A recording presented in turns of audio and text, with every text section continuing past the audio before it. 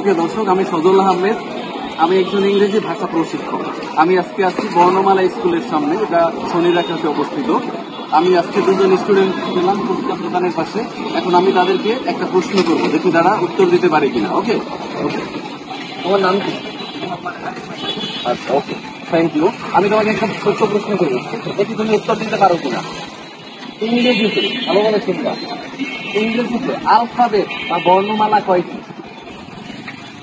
ইংরেজিতে আলফাবেট বা বর্ণমালা কয়টি?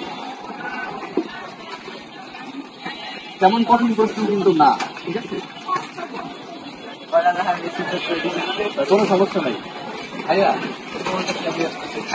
ইংরেজিতে আলফাবেট বা বর্ণমালা কয়টি? আলফাবেট বা বর্ণমালা ইংরেজিতে আমরা এবিসিডি করি না? হ্যাঁ, প্রশ্নটা আসলে ওখান থেকে। ইংরেজিতে বর্ণমালা কয়টি? আমি কি এই অপশন দিব? অপশন দিতে পারি?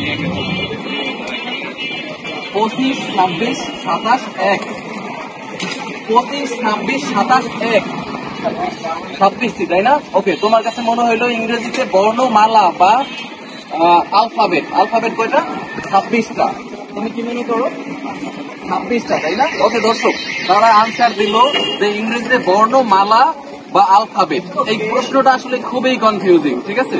এই প্রশ্নটা কেন কনফিউজিং এটার উত্তর আমি পরে দিয়ে দিব, বাট ওনারা বলেছে ইংরেজিতে বর্ণমালা বা আলফাবেট হচ্ছে 26টি। এটা আমি মনে করলাম উত্তরটা ভুল। আপনারা দেখি দর্শকরা এটার আনসার দিতে সক্ষম হন কিনা, ঠিক আছে? আপনাদের কাছে উত্তরটা ছুড়ে দিলাম।